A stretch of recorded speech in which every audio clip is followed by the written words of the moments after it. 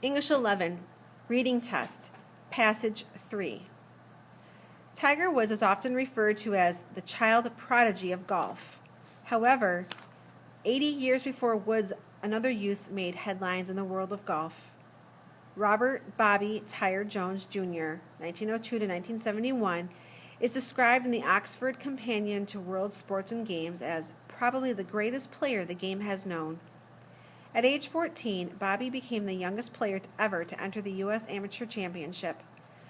The precocious Jones was known as a temperamental perfectionist, frequently throwing tantrums, as well as balls and clubs. Atlanta sports writer O.B. Pop Keeler became Bobby's friend and publicist. This mentor helped focus Bobby's passion, and he became known as not only a gracious winner and loser, but also a remarkably honorable gentleman. After 2 years on the amateur golf circuit, Jones entered Georgia Tech to earn his degree in mechanical engineering. While there, he continued to play amateur golf and played on his college team.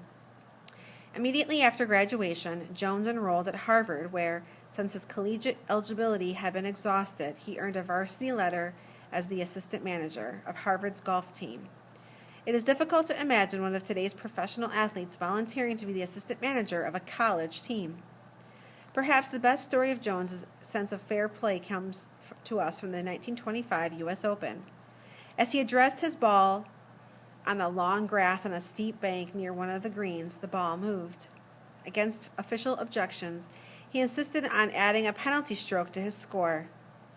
When people remarked on this noble gesture, he replied, "You might as well praise me for not breaking into banks. There's only one way to play this game." Between 1922 and 1930, Jones was placed first or second in 11 U.S. and British Open Championship games. In 1924, he earned his Bachelor of Arts degree from Harvard, with a concentration in English. He then obtained a law degree from Emory University, passing the Georgia bar exam in 1928. At age 28, Jones won golf's Grand Slam of all 4 major championships in 1 year and became the only individual ever to receive 2 New York City ticker tape parades. And then, content with his achievements, he retired from competitive golf. Ironically, when Tiger Woods won today's version of the Grand Slam, the 4th win was at the Masters, the golf course and competition designed by Bobby Jones. When Tiger Woods entitled his book How I Play Golf, it was the same title Bobby Jones had used in his first instructional film series. When Tiger Woods was asked to name his dream foursome, Woods included Bobby Jones. Sadly, Jones played his last full round of golf in 1948. He suffered from syringomyelia, a rare spinal disease that degenerates the motor and sensory nerves, which confined Jones to a wheelchair. Although the disease filled his later years with pain, Jones stoically managed to continue to enjoy life. When asked how he coped with his painful spinal condition, his reply belied his suffering. "Remember, we play the ball as it lies." Bobby Jones never had a formal golf lesson in his life and was known to store his golf clubs most winters. Despite this appearance of nonchalance, Jones was a serious athlete whose skill and grace are still emulated by many. Number 21. The passage suggests that Tiger Woods, when compared to Bobby Jones, is A, a poor imitation, B, similar in many ways, C, a more talented athlete, or D, 80 years older. Number 22.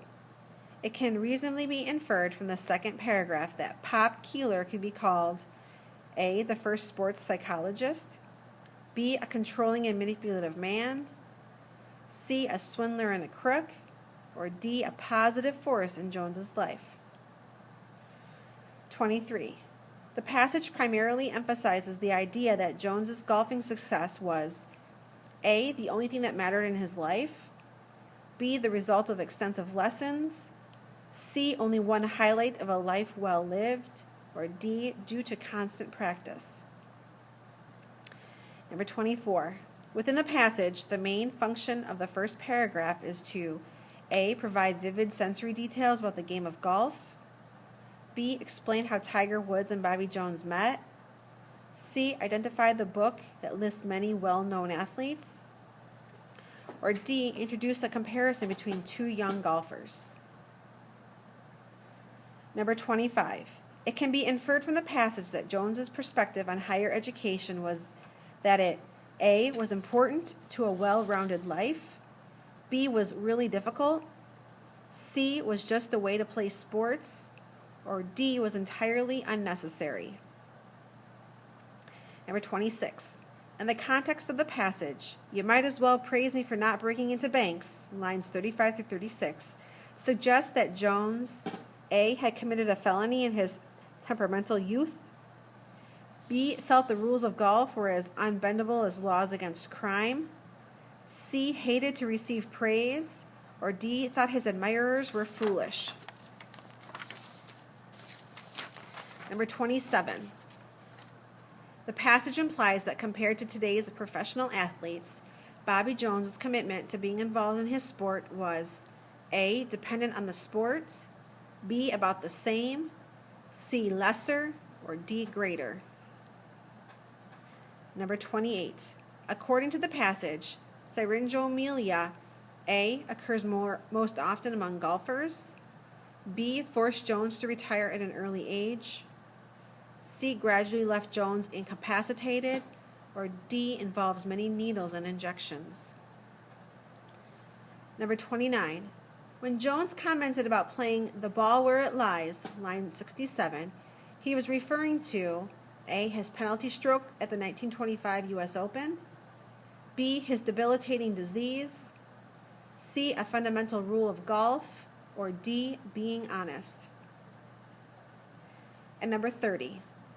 Based on the overall tone of the passage, it can be inferred that the author's opinion of Jones is one of admiration and respect, B, aloof observation, C, utter disdain, or D, apathy and remorse.